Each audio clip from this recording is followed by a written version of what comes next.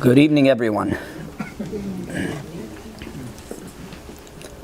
I'll tell you, I'm pretty impressed over here. It's amazing what Michael and Hannah are able to put together at such a young age. It's very, very impressive. So really, kol hakavod to putting this all together. And Yimaleh Hashem kol mishalot libcha l'tovah. We should give you a tremendous amount of success. And of course, to Rabbi Bitachon for opening up the doors. And to the president, I understand our club. You guys have a president or not? No? Okay.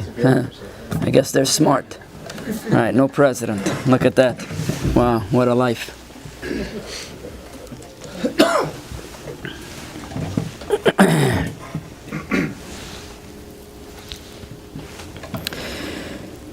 So we're here to speak about Emunah and Bitachon.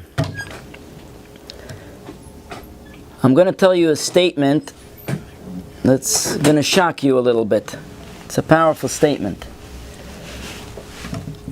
Rabbi Leib Steinman said once that if we would have one person in this generation that would be a maimin, that would be a believer, we wouldn't have the problems and the challenges that we have today. You understand what he said? If we would have one person that would believe, one person that would be a total believer, like Avraham Avinu, we would not have the problems and the challenges that we have today. Now we're all asking a question, what do you mean? What about you? Rabbi Leib Steinman, who was the Gadol Ador. He himself doesn't believe. Of course he believes. So just to give us a little bit of illustration what it means to believe, and there's so many different levels of belief and how much work it takes to really believe. There was an individual that was climbing Mount Everest. He's climbing Mount Everest. And he's climbing and climbing and climbing. And 2 weeks into the climb, he realizes, oh my goodness, I don't have enough gear to finish this climb. The only problem is, I have another 2 weeks to go. To go all the way up, to make it all the way up, I got another 2 weeks. And if I want to go back down, I got 2 weeks. But I only have 2 days of provisions. So what do? Verizon doesn't work in Mount Everest. What do you do? What do you do? So he decides there's no atheist in a foxhole, and he calls out. He says, God, please help me out. Help me out. And he calls out and he calls out, and finally he hears a heavenly voice, and the heavenly voice says, my son, I heard your pleas. I understand you all alone. I know you got nobody to rely on. Like the rabbi said, when we become that baby that has nobody to rely on but on God. And God tells him, my son, leave go, and I've got your back. And the guy looks down, and he sees the thousands of feet that are down, and he says, leave go, I got your back. So he looks up to the heaven, and he says, is there anyone else up there that can help me out? And the idea is, ladies and gentlemen, that's the different levels of bitachon, of trust that we have in God. So you have Avraham that would let go without asking a question. Yitzchak, right away. Yaakov, no doubt. But as you go down history, how many people are willing to let go? Let go. And I've got you back. How many people could do that? That's pretty difficult. So we come now, and we're at Hannukah. And Hannukah is a time really of bitachon, of being able to put our full trust in God. And it doesn't mean that it's going to go our way when we put our full trust in God. But we know that the outcome is God's will. Doesn't have to go our way. But the outcome is God's will. So, a little bit of history. We have Alexander the Great. How does this whole story come about? You have Alexander the Great that at age 20, not such a nice guy, assassinates his father and takes over the kingdom. And he takes over the kingdom. His father has conquered all of Greece, and Greece was a tough place to conquer. You had the Spartans and the Athens that were constantly at war for many, many years. Very, very tough groups. And Alexander the Great's father takes them all over, obviously by war. And now, at age 20, Alexander is left with the entire kingdom.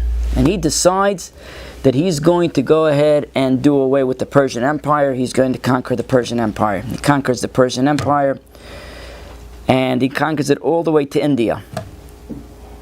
Say he conquered about 10,000 square miles. If you could imagine, 10,000 square miles to control, right? It's hard to control a little shul, Rabbi, no? But at 10,000 square miles, he's controlling 10,000 square miles. He comes back to Eretz Yisrael, and he's ready to conquer Eretz Yisrael and to destroy the Beis HaMikdash. And what happens? Shimon HaTzadik finds out about it, and Shimon HaTzadik goes and greets Alexander the Great. Alexander the Great gets off his horse, bows down to Shimon HaTzadik. He tells Shimon HaTzadik, he tells his men around him who are astonished. Here you have Alexander the Great that's bowing down to Shimon HaTzadik, like, what's going on over here? Alexander the Great bows down to nobody.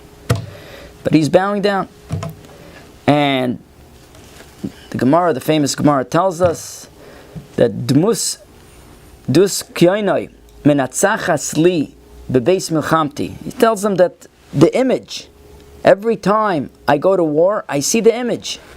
I see the image of Shimon HaTzadik with all his 8 bgodim, 8 clothing of the Kohen Gadol. And with that I'm able to win the war. So Alexander the Great says, I'm not bowing down to him. In fact, I'm bowing down to God who gave this man powers. And he spares Yerushalayim. He spares Yerushalayim. And everybody lives happily, but not ever after. Alexander the Great dies 2 years later. And the empire splits into 3. So you have in the north, you have Syria. In the south, you have Egypt, and lodged right in the middle is the Jewish state, is Eretz Yisrael, poor country. And it's an issue. It's problems. Because the Syrian king, Antiochus, he wants Eretz Yisrael. He wants a certain buffer between him and Talmai, who is the king of Egypt. He needs a certain buffer. And the Jews preferred to be under Talmai rather than being under Antiochus. But it didn't work out the way they wanted. And before you knew it, they found themselves under Antiochus' lead. And there began the major problems. Major problems for Klal Yisrael. And after we win the war, which was a 25-year war. It was a very long war.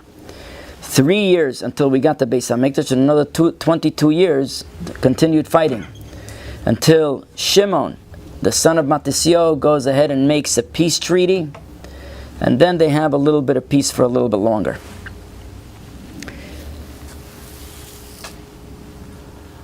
Question. Powerful question. We know that Hannukah is one of the last Yomim Tovim that we have. And if it's one of the last Yomim Tovim we have, on the rung of importance, it probably scores the lowest. You have Rosh Hashanah, you have Yom Kippur, you have Sukkot, you have Pesach, you have Shavuos. On the lowest rung, it's rabbinic, and it's at the end. But yet, the amount of attention that we give Hannukah is literally more than any other holiday. Any other holiday. It's interesting, I was speaking to one of the shluchim, and he tells me he does a lighting, public lighting. And we just had today, Rabbi Shagalov did a public lighting outside.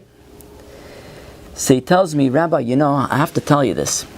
that out of all the holidays, all the Yom Tovim, the one that draws the most attention is Hannukah. More than Yom Kippur, more than Rosh Hashanah, more than anything. A person walking down Manhattan, he sees the menorah, he's completely almost unaffiliated, but he sees it, he sees the lighting, he stops, he's watching. He's watching. It's catching his attention. He feels a connection, he feels, I belong. These lights, they're speaking to me. Even if you're connected, somehow we give more attention to this holiday than others. I'll give you a very clear example. Comes Rosh Hashanah, right? We blow shofar. Do I care what type of shofar we have? If we have a $200 shofar or a $25 shofar, who really cares? You're yotzei the mitzvah. You're done. You did it perfectly. You come, Sukkot, you come, you buy an esrog. You could buy an esrog for $500. But if you walked into shul with a $20 esrog, does anybody say a word to you? You give you shishi, you're a good guy, you're a wonderful guy, we give you an aliyah, everything is fine. Right? Comes Hannukah, and what's our mitzvah? Our mitzvah is to take one candle, ner ishuveto, to take one candle and light it. That's it. That's the mitzvah. Yet if anybody just used one candle today, what would we tell him? Hey, you're messing up. Today's day number 2. You got to light 2 candles. What are you doing with one? Why? Because there's halacha of mehadrin, and not only mehadrin mina mehadrin. Meaning to say, I want to perform this mitzvah, not just on the basic level. I got to do mehadrin, meaning to say, I'm lighting a candle. Each one of my family is lighting a candle. Mehadrin mina mehadrin. Not only that, I'm going to go up in steps.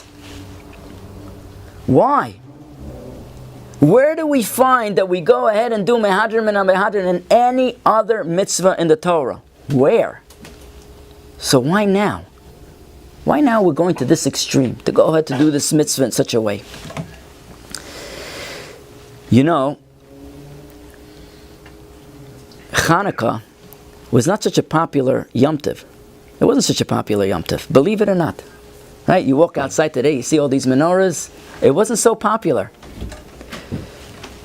40 years ago, people went to court to be able to put these religious items outside and display them in public, and it wasn't so simple to win. But they won. Beforehand, each person used to light it in the dining room table. If you were a little bit more brave, you lit at the window, right? But that's the way it was. It was dangerous. And in Europe, forget about it. It wasn't so simple. You came to America, we think America, that's our whole history. It wasn't that way. It was tough to be a Jew. But 40 years ago, all of a sudden it became very, very popular. And you know when it became popular? There was one president, he was the first president to light the menorah. You know which president this was? You wouldn't believe. You wouldn't believe, out of all presidents. It was Jimmy Carter. Jimmy Carter. They brought the menorah to the White House. Jimmy Carter was honored to light the menorah. At that time, the person that was in charge of lighting that menorah was Rabbi Shem Tov. And Rabbi Shem Tov was there with Jimmy Carter. And he honored Jimmy to go ahead and light the menorah, light the shamash. So he lit the shamash. Rabbi Shem Tov began to light 1, 2, 3, and 4. And guess what? It was the 4th day. So he stopped. He went down the ladder, he started to sing. Jimmy Carter walks over and says, Rabbi, you did a half a job. What are you doing? Half of it is not lit. What are you doing? Go light the whole thing. And now, Rabbi Shem Tov is in a quandary. What does he do exactly? He's got the president of the United States breathing down his back. He's telling him to light the whole thing. He's trying to explain to him, he's got 2 minutes. The cameras are there. Listen, Mr. President, we ascend in order. It doesn't work this way. Now, Jimmy Carter was the type of guy, he didn't listen to anybody, let alone to a Jew that's telling him what to do. So he tells Rabbi Shem Tov, listen to me. I don't know what you're going to do at home tonight or what you did already, but this is the White House, this is my place, and please light the whole thing. So, sometimes, your customers, they ain't going away so fast, and you can't convince them otherwise. And What is he going to do? He's kind of stuck with this guy. So he figures he has no choice and he's going to continue to light. What is he going to do?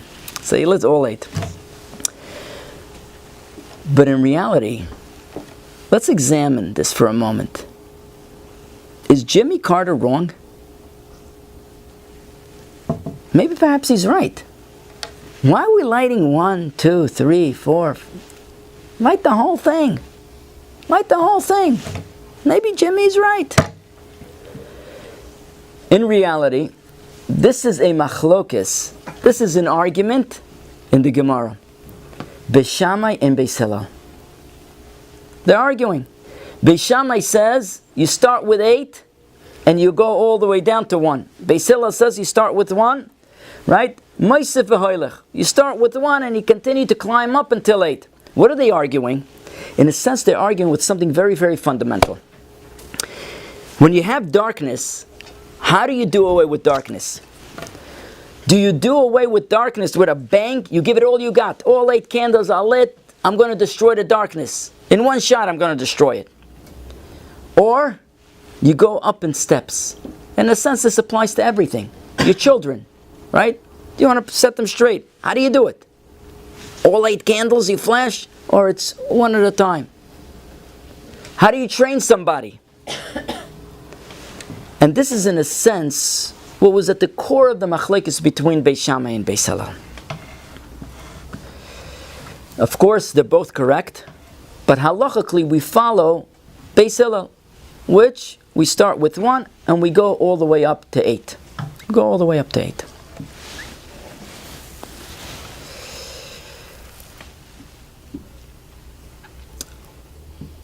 Antiochus, when he forces the Jews, he meets up with an enemy that he does not understand at all. He knows up till now we fight a war for money. I need taxes from them. I like more territory. I want more honor. I want my empire to be bigger. That's why we go to war. But to go to war for a god, whoever went to war for a god? Nobody ever stood up for a god. To go to war because I have an ideology? That doesn't make sense.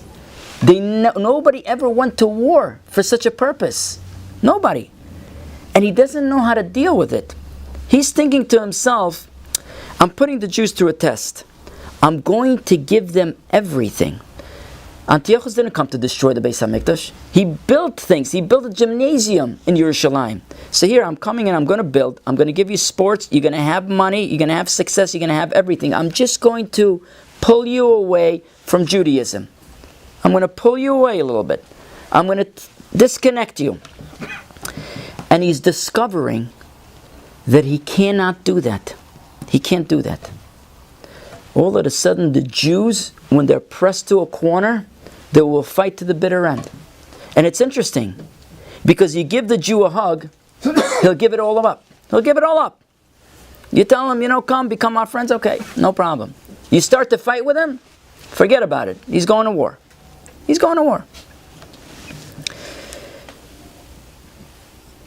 You know what happened on Hannukah? Ladies and gentlemen, on Hannukah, we get our neshama. The Jewish nation gets its soul. Gets its soul. That's what it gets. It fights for something higher. And it realizes that this is the importance of Yiddishkeit. I just acquired my soul. That is the power of Hannukah.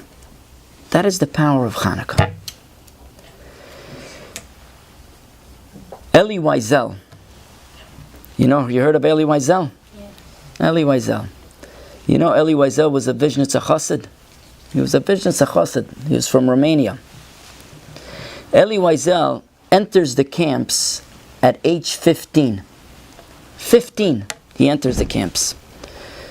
To welcome him, as they enter the camp, they shoot his mom and his sister in front of his eyes. And they put him to a forced work labor camp, him and his father. He describes that at the age 16, he wants to die already. He's had it with the camps. He wants to die. There was an individual that taught Talmud, taught Gemara. And he comes to Eli, and he tells Eli, listen, why don't we learn together? Let's learn together. And of course there were no books. In the camps there were no books. He says, okay, no problem. We'll learn together. And they begin to learn together. Baal Pei says, that will be our fight against the Nazis. And they learn together every single night. And one night, this guy tells Eli, come with me. We need you for a din Torah. We need you for a judgment. Eli's thinking to himself, who's judging? Who am I going against? What's going on? And he comes with this guy. He sees in a room three prominent rabbis. And Eli says to the doctor, what am I doing here? What am I doing here?